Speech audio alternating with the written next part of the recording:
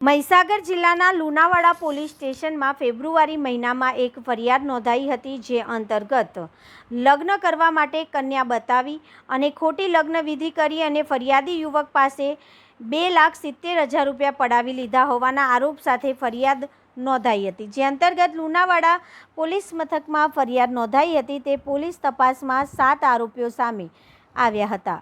લૂંટેરી દુલ્હન તેમજ તેના સાગરીતો પૈસા લઈ ફરાર થયા હતા. ત્યારે મહીસાગર એસઓજી દ્વારા આ કેસના મુખ્ય 2 આરોપીઓને ઝડપી પાડવામાં આવ્યા છે, જેમાં લૂંટેરી દુલ્હન સહિત અન્ય એક મહિલાને એસઓજીની ટીમે ઝડપી પાડી છે. સુરેખાબેન ઉર્ફે રેખાબેન રાજેશભાઈ પ્રેમસિંહ યાદવ અને કોકિલાબેન ભીખાભાઈ પરમાર, આ બંને મહિલા આરોપીઓને મહીસાગર એસઓજીએ ઝડપી પાડ્યા છે.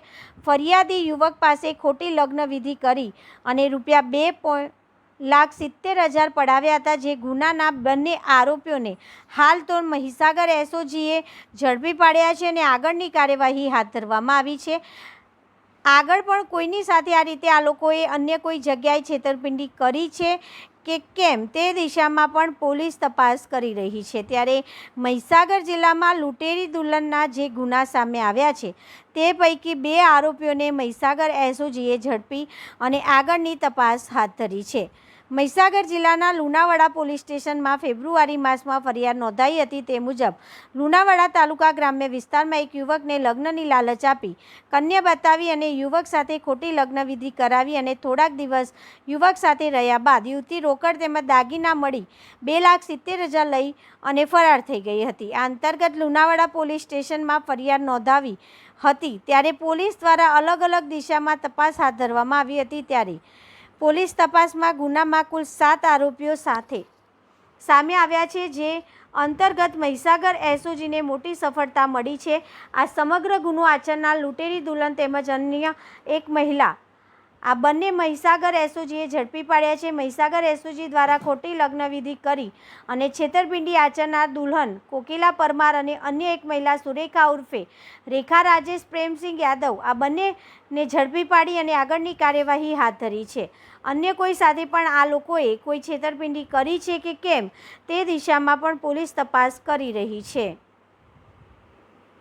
મહીસાગર જિલ્લાના લુણાવાડા પોલીસ સ્ટેશન વિસ્તારમાં લગ્ન કરવા સારું છોકરી બતાવી અને એની જોડે લગ્ન વિધિ કરી એક લૂંટેરી દુલ્હનની ગેંગ હતી. એ બાબતમાં બીજા મહિનામાં ગુનો દાખલ થયેલો હતો, જેની તપાસમાં કુલ 7 આરોપી નીકળેલા હતા, પણ એ 7માંથી 2 આરોપી આજરોજ એસઓજીએ પકડ્યા છે અને બંને આરોપીના નામ છે કોકિલાબેન અને રેખાબેન.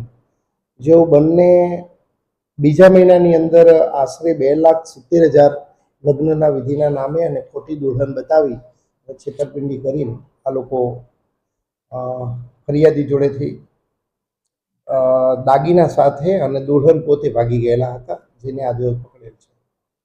અન્ય કોઈ જગ્યાએ અમને લોડ બહાર આવી? હાલ તપાસમાં ચાલુ છે અને આ જે છે મુખ્ય આરોપી છે, એટલે એમનો ભૂતપૂર્વ ઇતિહાસ કોઈ અને બીજા અન્ય જિલ્લામાં એની તપાસમાં હાલ ચાલુ છે.